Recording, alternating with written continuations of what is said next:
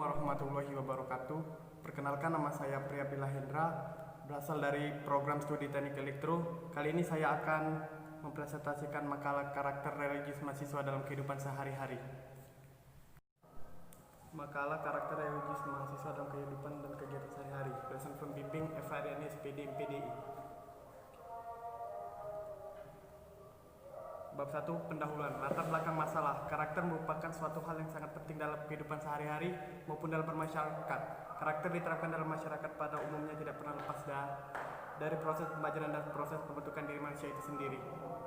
Hal ini sekaligus menjadi upaya untuk mendukung perwujudan cita-cita sebagaimana diamanatkan dalam Pancasila dan Pembukaan UUD 1945. Di samping itu, berbagai persoalan yang dihadapi oleh bangsa saat ini semakin mendorong semangat dan upaya pemerintah untuk memprioritaskan pendidikan karakter sebagai dasar pembangunan pendidikan. Semangat itu secara implisit ditegaskan dalam Rencana Pembangunan Jangka Panjang RPJM tahun 2005 sampai 2012 yang di dalamnya menjadikan pembangunan karakter sebagai salah satu program prioritas pembangunan nasional. Karakter juga sering diasosiasikan dengan istilah temperamen yang lebih memberi penekanan pada definisi psikososial yang dihubungkan dengan pendidikan dan konteks lingkungan. Rumusan masalah. Pengertian karakter religius. A. Pengertian karakter religius. B. Nilai-nilai karakter. C. Bagaimana mahasiswa berkarakter. D. Metode pembentukan karakter religius. Tujuan dan manfaat penulisan ini. Tujuan disusunnya makalah ini adalah untuk memenuhi tugas mata kuliah agama Islam, dan manfaat dari penulisan makalah ini adalah untuk meningkatkan pengetahuan penyusun dan pembaca tentang karakter religius mahasiswa dalam kegiatan dan kehidupan sehari-hari. Metode penulisan. Penyusun memakai metode studi literatur dan kepustakaan dalam penulisan makalah ini. Referensi makalah bersumber dari e-book, web, blog, dan perangkat media massa yang diambil dari internet. Sistematika penulisan makalah ini disusun menjadi 3 bab, yaitu bab pendahuluan, bab pembahasan, bab penutup. Adapun bab pendahuluan terbagi atas latar belakang, rumusan masalah, tujuan, manfaat penulisan, metode penulisan, sistematika penulisan.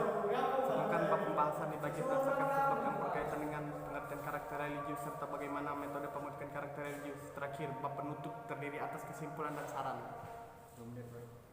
Mari kita bahas tentang pengertian karakter religius.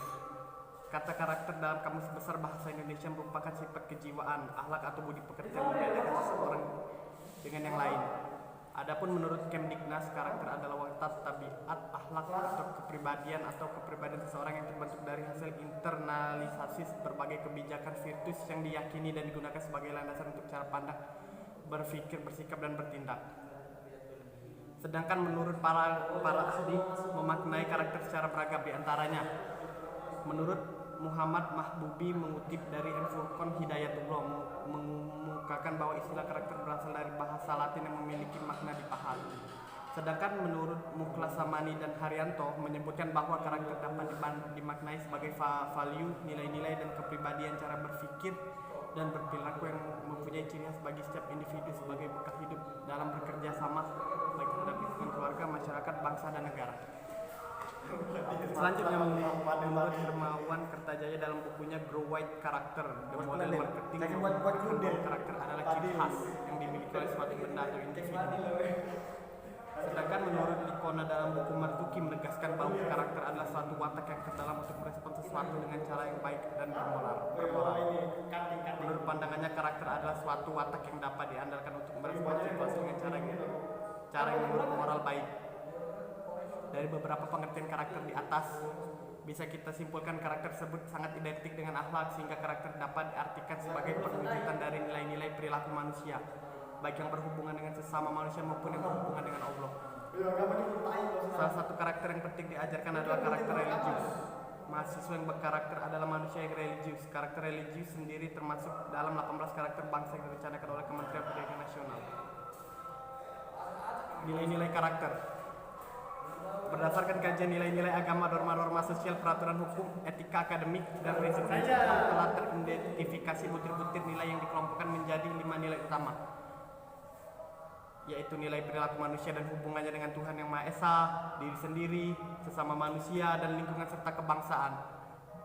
Berikut adalah daftar nilai-nilai utama yang dimaksud dan deskripsi nilai karakter dalam hubungan ringkasnya dengan Tuhan, yaitu religius, pikiran, perkataan, dan tindakan seseorang yang diupayakan selalu berdasarkan pada nilai-nilai ketuhanan atau ajaran agamanya.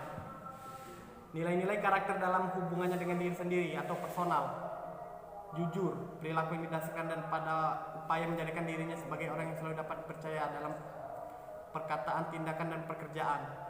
Bertanggung jawab, sikap perilaku seseorang untuk melaksanakan tugas dan kewajibannya sebagaimana yang seharusnya dia lakukan terhadap diri sendiri, masyarakat, lingkungan, alam, sosial, dan budaya, negara, dan Tuhan Yang Maha Esa. Bergaya hidup sehat, disiplin, kerja keras, percaya diri, berwirausaha, dan lain-lain. 2. Nilai karakter dalam hubungannya dengan sesama.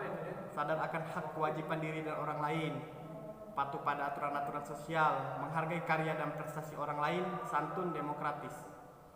3. Nilai karakter dalam hubungannya dengan lingkungan. Peduli sosial dan lingkungan.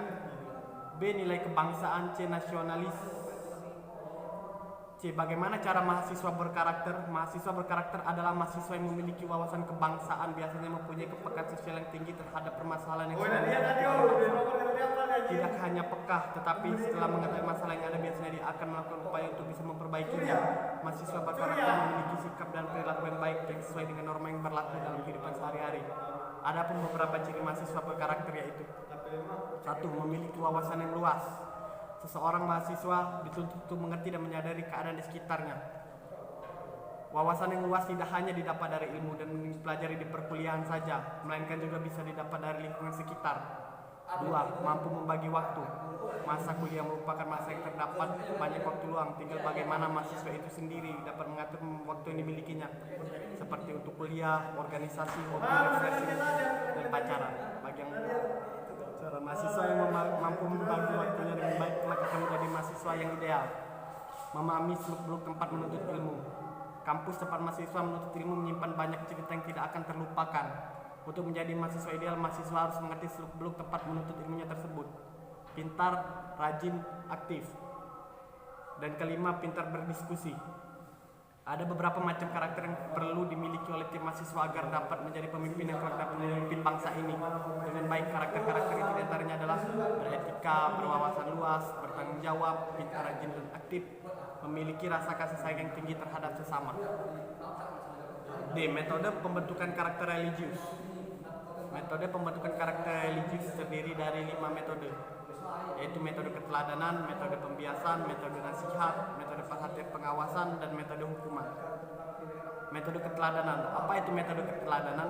Metode keteladanan adalah pendidikan adalah cara yang efektif dan berhasil dalam mempersiapkan anak dari segi akhlak, membentuk mental, dan rasa sosialnya. Anak akan meniru baiknya akhlak, perkataannya, dan perbuatannya, dan akan senantiasa tertanam dalam diri anak. Secara psikologis, seorang anak itu memang senang untuk meniru, tidak hanya hal baik saja yang ditiru oleh anak, bahkan terkadang anak juga meniru. Jadi kita harus mengajarkan anak hal-hal yang baik, jangan mengajarkan hal-hal yang buruk.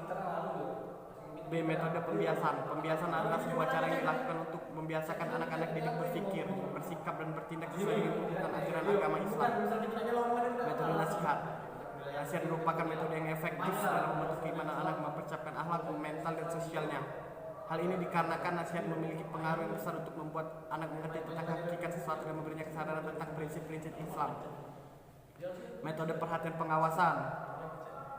Maksud dari metode perhatian dan pengawasan adalah senantiasa kita mencurahkan perhatian penuh mengikuti perkembangan anak dan mengawasinya dalam membentuk akidah, akhlak, mengawasi kesiapan mental dan sosial, dan juga terus mengecek keadaannya dalam pendidikan fisik maupun intelektualnya. Metode hukuman. Metode hukuman merupakan suatu cara yang dapat digunakan oleh guru dalam mendidik anak apabila metode-metode yang lain tidak mampu membuat anak berubah menjadi lebih baik. Bab 3 penutup. Jadi dari makalah yang di atas, kesimpulannya yang bisa kita ambil adalah karakter merupakan suatu hal yang sangat penting dalam kehidupan sehari-hari maupun dalam masyarakat. Dalam perbentukan karakter bisa didapatkan di lingkup keluarga, sekolah, dan lingkungan baik dalam lingkungan masyarakat maupun dalam lingkungan kelompok. Seperti halnya di lingkup keluarga, orang tua mempunyai peran penting dalam membentuk karakter anak. Karakter adalah kualitas atau kekuatan mental dan moral akhlak atau budi pekerti individu yang merupakan kepribadian khusus yang menjadi pendorong dan juga penggerak serta membedakan dengan individu individu yang lainnya. Seseorang dapat dikatakan berkarakter jika telah berhasil menyerap nilai dan keyakinan yang dikehendaki masyarakat serta akhirnya digunakan sebagai kekuatan moral dalam hidupnya. Nilai-nilai karakter banyak sekali macam dan jenisnya. Demikianlah tugas penyusunan makalah ini kami persembahkan. Harapan saya untuk mengembangkan potensi yang ada dan dengan harapan dapat bermanfaat dan bisa dipahami oleh para pembaca dan penonton sekalian. Kritik dan saran sangat kami harapkan, khususnya dari ibu dosen yang telah membimbing kami dan para mahasiswa demi kesempurnaan makalah ini. Apabila ada kekurangan dalam penyusunan makalah ini, saya mohon maaf yang sebesar-besarnya. Saya ucapkan wassalamualaikum warahmatullahi wabarakatuh.